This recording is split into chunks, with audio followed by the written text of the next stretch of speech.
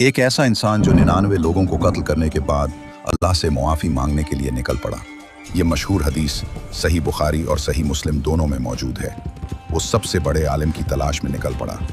एक दरवेश से मिला जो जंगल के किनारे रहता था। दरवेश ने कहा, तेरे जैसे गुनाहगार की मुआफ़ी नामुमकिन है, जहन्नम पक्की है।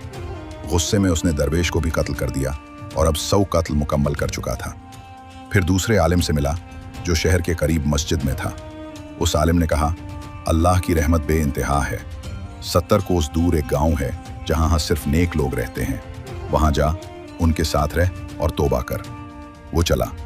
रास्ते में पहाड़ों के दरमियान मौत आ गई। अजाब के फरिश्ते और रहमत के फरिश्ते झगड़ पड़े। अजाब वालों ने कहा, उसने कभी नेकी नहीं की। रहमत वालों ने कहा, तौबा की नीयत से चला था। अल्लाह ने हुक्म दिया, दोनों गांव की दूरी नापू, जहां से फासला कम होगा वहीं का होगा।